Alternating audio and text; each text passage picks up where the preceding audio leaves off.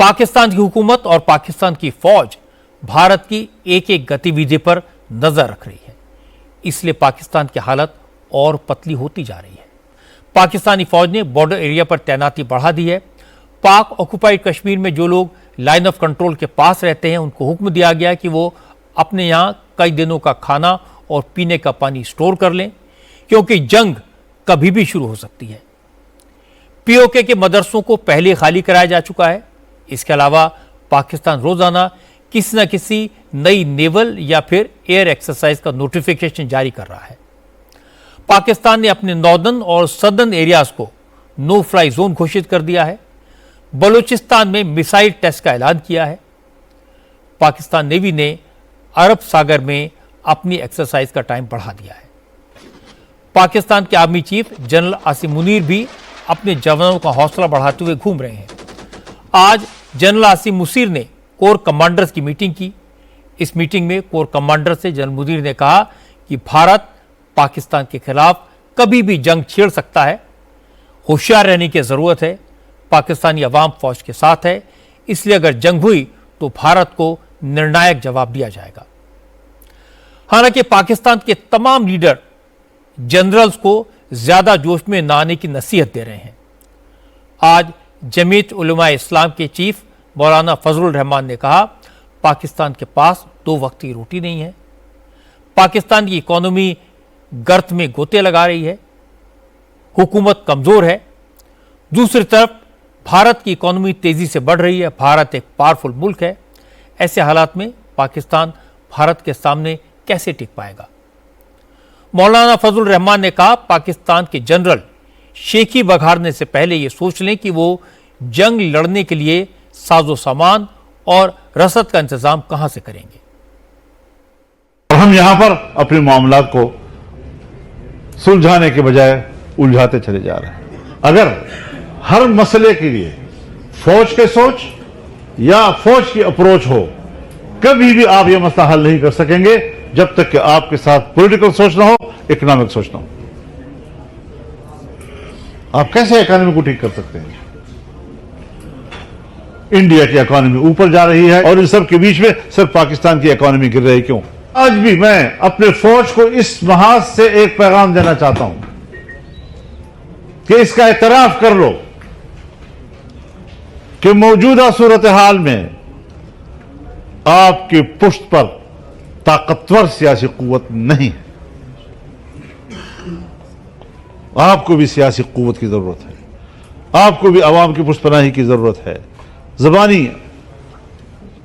बयान जारी कर देना कौम एक है, कौम एक है। अब जो हमें इंडिया ने छेड़ दिया और उधर से मामला खराब हो गए, आप देख रहे हैं कि आज पूरी कौम एक सफ पे, मुल्क की दिफा के लिए एक एक मुजाहिद तैयार है, एक एक पाकिस्तानी मुजाहिद बन गया है। मुल्क के साथ सब वफादार हैं, लेकिन हमें तज्जिया करना चाहिए। लोग बेवकूफ नहीं होते, हर चीज को समझते हैं लोग। अगर इंडिया के साथ मामला होगा, कौम एक सफ पर होगी। जो बात मौलाना फजलुर रहमान ने कही, वो बात चाहे जनरल आसिम मुनीर जानकर भी न समझें, लेकिन पाकिस्तान की हुकूमत इस बात को बखूबी समझ रही है कि अगर भारत ने हमला किया तो पाकिस्तान तबाह हो जाएगा।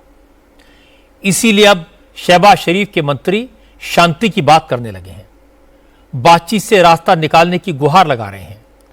आज पाकिस्तान के डिफेंस मिनिस्टर ख्वाजा आसिफ ने कहा, जंग किसी मसले का हल नहीं है, भारत को पाकिस्तान के साथ बात करनी चाहिए। ख्वाजा आसिफ ने कहा कि अगर भारत को पाकिस्तान पर यकीन नहीं है तो किसी थर्ड पार्टी से पहलगाम अटैक की जांच करा ले, लेकिन जंग का माहौल ना बनाए।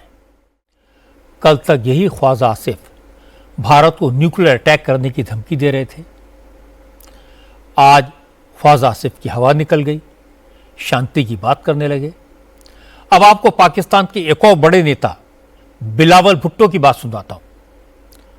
उनकी बात सुनकर आपको समझ आ जाएगा कि सिंधु जल समझौता सस्पेंड करने के नरेंद्र मोदी के फैसले से पाकिस्तान कितना परेशान है। पूर्व विदेश मंत्री बिलावल भुट्टो सिंध के मीरापुर में थे, एक रैली कर रहे थे। इस रैली में बिलावल ने सिंधु नदी को सनातन संस्कृति का प्रतीक बताया। कहा कि सिंधु के बहाव को रोकना तो सनातन धर्म के खिलाफ है। नरेंद्र मोदी तो खुद को सनातन का सेवक बताते हैं, फिर वो सिंधु का पानी कैसे रोक सकते हैं? ये सब कहने के बाद बिलावल ने गियर बदला। कहा कि सिंधु दरिया पाकिस्तान की धड़कन है और भारत ने यह धड़कन बंद करने की कोशिश की है। ये पाकिस्तान के खिलाफ जंग का खुला ऐलान है। कोई और अब हमारा सिंधु पे डाका मारा है, किसी और ने एक डाका मारा है सिंधु पे। नाम है उसका मोदी। मोदी ने अब सिंधु पे हमला किया है। अब मकबूजा कश्मीर में दहशतगर्दी के वाकया के बाद इन्होंने ये ऐलान किया है कि वो इंडस वाटर ट्रीटी को नहीं मानते। हम इनका ये फैसला को नहीं मानते। हमने सखर में उनको पहले कहा था, इनको ये समझ होना चाहिए कि पाकिस्तान एक पुरअमन मुल्क है, इस्लाम पुरअमन दीन है। हम जंग नहीं चाहते, मगर जो हमारा सिंधु पे हमला करे वो जंग का तैयारी करे। ना हम इसको इजाजत देंगे कि वो सिंधु का गला घोंटे। हम तैयार है आखिरी हद तक लड़ने के लिए, अपना दरिया को बचाने के लिए। हम जंग नहीं चाहते, मगर वो सिंधु पे हमला करे तो उनको मालूम है कि या इस सिंधु से पानी बहेगा या खून बहेगा। अब पाकिस्तान के नेता कंफ्यूज्ड हैं। किसी को समझ नहीं आ रहा कि अब करें तो क्या करें, कहें तो क्या कहें, जिससे भारत के कहर से बचा जा सके। सबको मोदी का डर है। कोई न्यूक्लियर बम की धमकी दे रहा है, कोई जांच में सहयोग करके शांति का पैगाम भेज रहा है, कोई अपनी फौज को खामोश रहने को कह रहा है, कोई सिंधु नदी में पानी की जगह खून बहाने की धमकी दे रहा है। सबकी अपनी अपनी ढपली है, अपना अपना राग है। पाकिस्तान के लीडरान भारत की फौज की ताकत और काबिलियत को अच्छी तरह जानते हैं और इस वक्त पाकिस्तान की हुकूमत और वहां की फौज को सबसे ज्यादा खौफ है नरेंद्र मोदी की खामोशी से, क्योंकि वे जानती है खामोशी आने वाले तूफान से पहले का सन्नाटा हो सकती है।